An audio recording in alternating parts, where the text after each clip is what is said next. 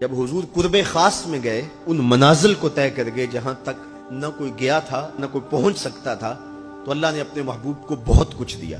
محبوب کی جھولی میں بہت کچھ ڈالا اور ڈال کر کے کہا، اے محبوب یہ تو میں نے خود دیا ہے، اب تو اپنی چاہت بھی بتا، تیری چاہت کیا ہے۔ یہ مہمان نوازی کے تقاضے ہوتے ہیں نا، کہ سب کچھ پیش کرنے کے بعد بھی میزبان کہتا ہے آپ کی کوئی پسند، تو سب کچھ دینے کے باوجود پیارے بتائیے آپ کو کیا دیا جائے۔ اب پھر حضور کی ڈیمانڈ دیکھیے، حضور نے مانگا کیا؟ الو زر مانگا، دولت مانگی، یہ تو قدموں میں رلتے تھے، حضور آنکھ اٹھا کے نہیں دیکھتے تھے، تو پھر مانگا کہا، اے اللہ ساری زندگی میں کہتا رہا کہ تو میرا رب ہے، یہ میں نے غاروں میں بھی کہا، طائف کے بازاروں میں بھی کہا، مکے کی گلیوں میں بھی کہا، برستے پتھروں کے سائے میں بھی کہا، میرے سر انور پہ اوجلی ڈالی جاتی رہی، میں نے سر نہیں اٹھایا اور کہا کہ تو میرا رب ہے، ساری زندگی میں نے کہا کہ تو میرا رب ہے، آج تو بھی تو کہہ دے کہ تو میرا بندہ ہے، مجھے عبد کہہ کے پکار دے۔ ملا جیون علیہ رحمہ فرماتے، امام راضی بھی لکھتے ہیں، یہ حضور کا پسند فرمودہ ہے، اور پھر عبدیت کا بندے کی طرف سے جو